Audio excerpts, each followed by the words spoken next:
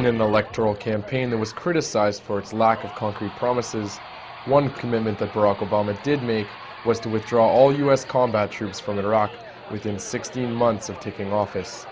If you follow my plan to begin withdrawing troops and having our combat troops out in 16 months, we will have been there for 7 years. I think the American people understand that that is been a significant commitment, both of blood and of treasure. A recent article by Gareth Porter claims that mere hours into his presidency, Obama was visited by a contingent of military leaders, led by General David Petraeus, who pressured him into backing off on his withdrawal plans. The Real News spoke to Gareth Porter about his findings. My article tells the story of how Obama essentially shocked General David Petraeus, the commander of Central Command, with responsibility for the entire Middle East, by telling Petraeus and Gates and the commander now in Iraq, General Odierno, that he wanted them to go ahead and give him a plan, an operational plan, to get all U.S. combat troops out of Iraq within 16 months, what he had been saying that he wanted to do since the middle of the campaign last year. Now, this took Petraeus and Gates and Odierno by surprise, apparently, because they had been under the impression that they could roll Obama, that he was not going to stand up to them. And this really goes back to part of the story that I tell based on Bob Woodward's book, The War Within, where he quotes General Jack Keane. Keane was saying to Gates, and presumably to Petraeus as well, let's keep Petraeus in the region, move him from the commander in Iraq to being CENTCOM commander, replace him with Odierno, and keep these people there so that when a Democratic administration comes in, when and if a Democratic administration comes in, they'll have to deal with Petraeus, with the huge prestige that it's assumed Petraeus has in American politics, and the Democratic president will not dare to override Petraeus's recommendation to keep the troops there. This isn't the first time that Obama has gone head-to-head with Petraeus over Iraq. After devoting $1 trillion, which is what this thing optimistically will end up having cost, thousands of American lives, the creation of an environment in which al-Qaeda in Iraq could operate because it didn't exist prior to our invasion, that we have increased terrorist recruitment around the world, that Iran has been strengthened, that bin Laden and al-Qaeda are stronger than at any time since 2001, and that the process of Iraqi reconstruction and their standard of living would continue to be lower than it was pre-invasion, that if that had been the deal, I think most people would have said that's a bad deal. That does not make sense. That does not serve the United States' strategic interests.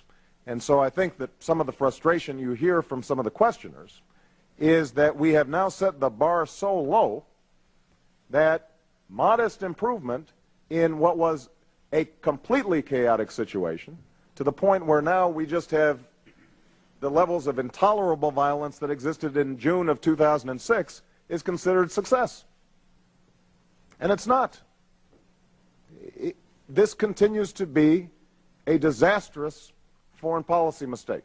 Last July, when he met with Petraeus in Baghdad, when he traveled there during the campaign, told Petraeus, you know, he heard him out, he heard his arguments that he should let the troops remain much longer than the 16 months, but he said, look, that's your job to keep the troops there as long as possible. My job as president is to take a broader strategic viewpoint, and I'm going to say, I'm going to take a different view that we need to pull those troops out within 16 months.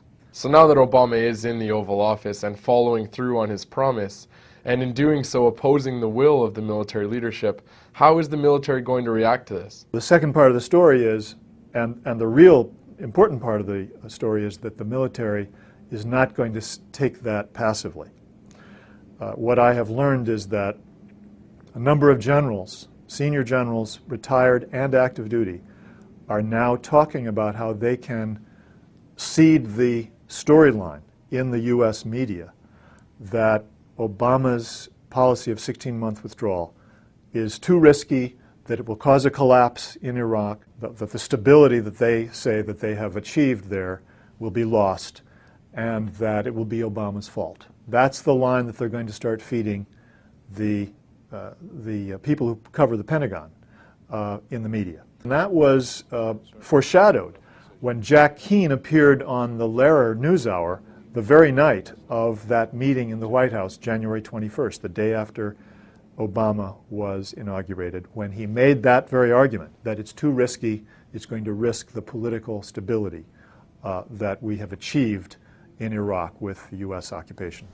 Given the hard-fought gains that we have made in Iraq over a strategy that was failing for 3 years and a very dramatic turnaround in 18 months, and now we have an Arab Muslim state that elects its government and is allied with the United States, that wants a political relationship with us and not with the Iranians in terms of being an ally. That is a major plus for us.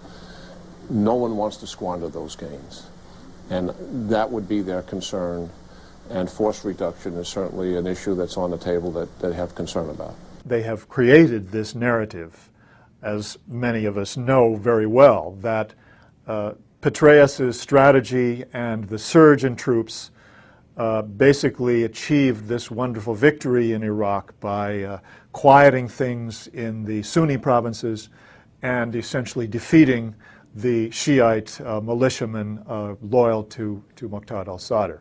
Whereas, in fact, we know that what really happened was it was the Iranians who intervened with the Shiites, with Muqtada al-Sadr, to convince him to stand down so that they could avoid civil war in Iraq between one Shiite group and another Shiite group, and protect their main interest, which is to stabilize the regime of al-Maliki, which was their ally in Baghdad. So it's a false narrative, but they want to make sure that that is the narrative that will survive.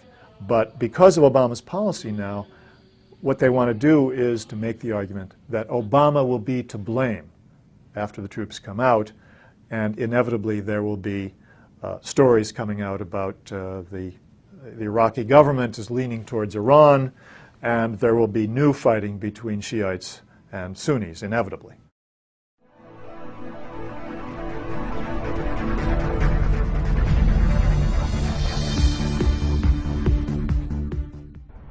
Donate today and receive a new documentary film available to members of the Real News Network.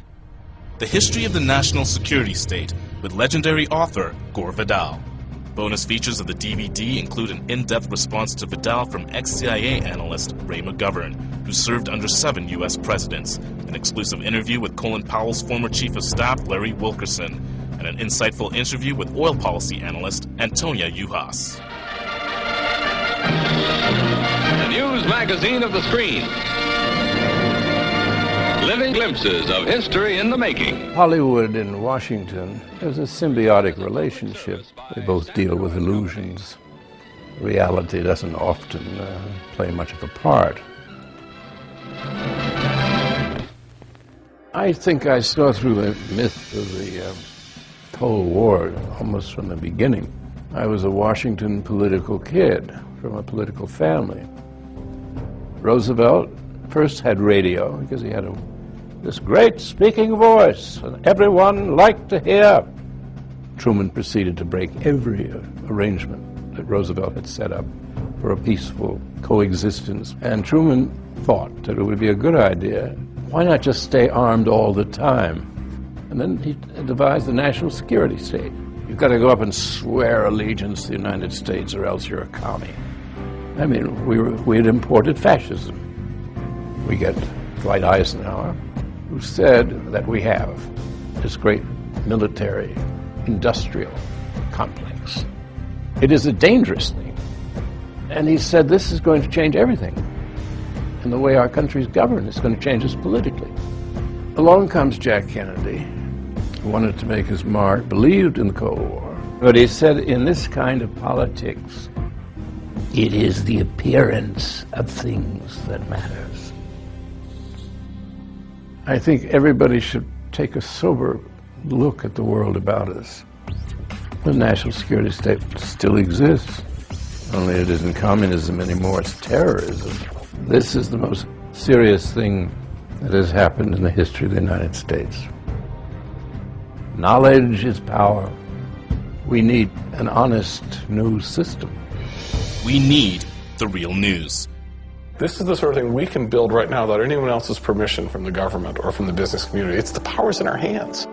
If we're not going to sleepwalk into more wars, we think we need to start with a television news network that won't bow to pressure and has the courage to seek facts. And that means independent economics. And that's why we need you. Make a tax-deductible donation now of at least $10 a month or a one-time give of at least $75. As a thank you for your support, we will send you the new documentary film, The History of the National Security State.